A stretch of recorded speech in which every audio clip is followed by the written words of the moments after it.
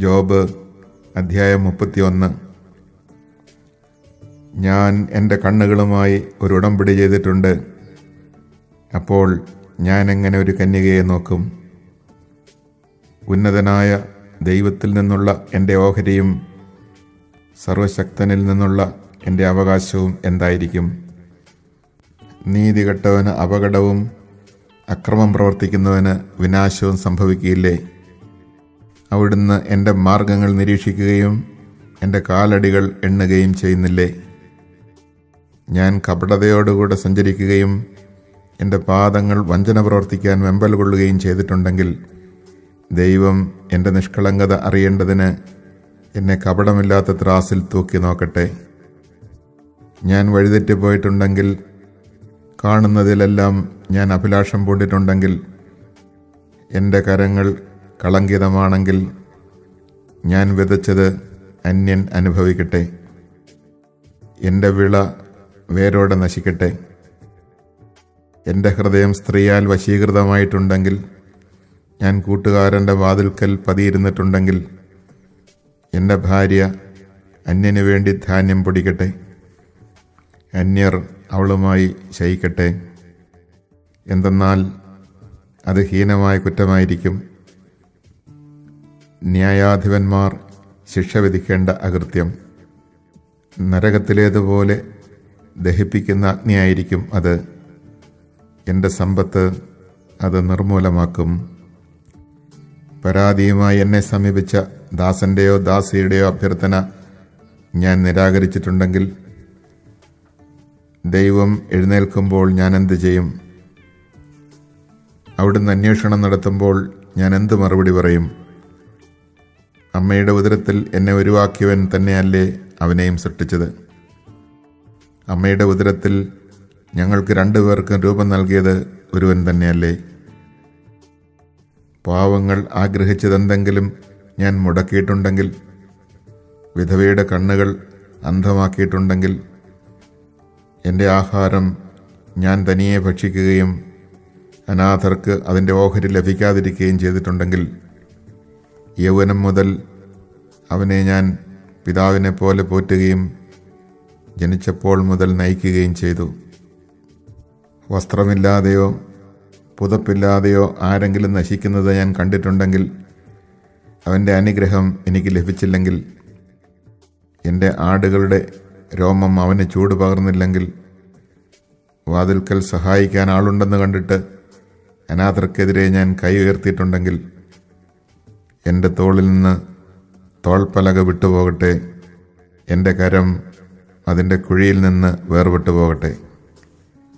ദൈവത്തിൽ നിന്നുള്ള വിനാശത്തെക്കുറിച്ച് ഞാൻ ഭീതിയിൽ മുഴുകിയിരുന്നു. അവിടുത്തെ പ്രഭാവത്തിന് അഭിമുഖീകരിക്കാൻ എനിക്ക് കഴിഞ്ഞില്ല.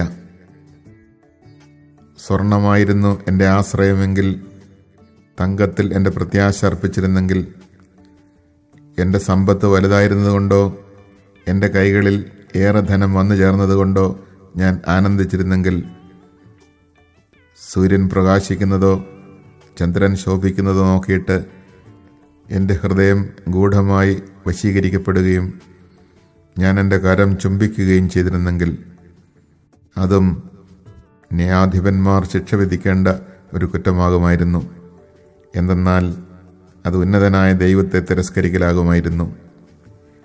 എന്നെ വെറുക്കുന്നവൻ്റെ നാശത്തിൽ ഞാൻ സന്തോഷിച്ചെങ്കിൽ, അവൻ്റെ അനർത്ഥത്തിൽ ഞാൻ ആഹ്ലാദിച്ചെങ്കിൽ, അവന് പ്രാണഹാനി വരാൻ വേണ്ടി അവനെ ശപിച്ച് പാപം ചെയ്യാൻ ഞാൻ എൻ്റെ നാവിനെ ഒരിക്കലും അനുവദിച്ചിട്ടില്ല. അവൻ നൽകിയ മാംസം മതിയാവോളം കഴിക്കാത്ത ആരുണ്ട് എന്ന് എൻ്റെ കൂടാരത്തിലെ ആളുകൾ ചോദിച്ചില്ലെങ്കിൽ, പരദേശി തെരുവിൽ പാർക്കേണ്ടി വന്നിട്ടില്ല. വഴിപോക്കന് ഞാൻ എൻ്റെ വാതിൽ തുറന്നു കൊടുത്തിട്ടുണ്ട്.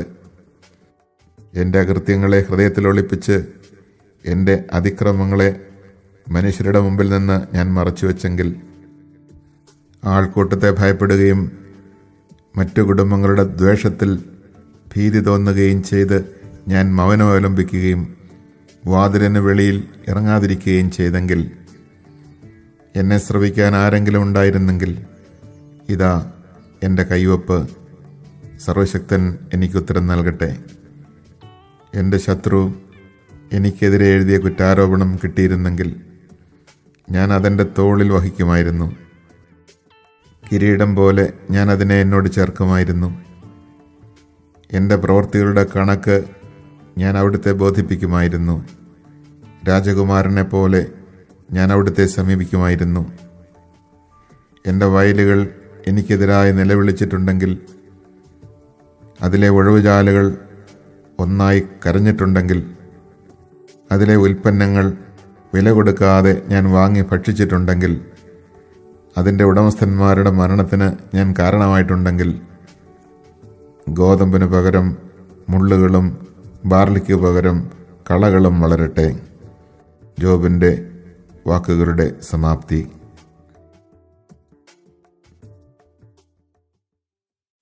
Chapter 31. But what is man's lot from God above, his inheritance from the Almighty on high? Is it not calamity for the unrighteous, and woe for evildoers? Does he not see my ways, and number all my steps? Let God weigh me in the scales of justice, thus will he know my innocence. If I have walked in falsehood, and my foot has hastened to deceit, if my steps have turned out of the way, and my heart has followed my eyes, or any stain clings to my hands, then may I sow, but another eat of it, or may my planting be rooted up. If my land has cried out against me till its very furrows complained, if I have eaten its produce without payment, and grieved the hearts of its tenants, then let the thistles grow instead of wheat, and noxious weeds instead of barley.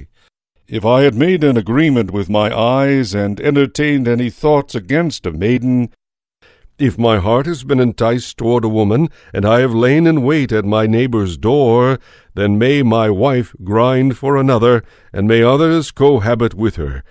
For that would be heinous, a crime to be condemned, a fire that should burn down to the abyss till it consumed all my possessions to the roots. Had I refused justice to my manservant or to my maid when they had a claim against me, what then should I do when God rose up? What could I answer when he demanded an account?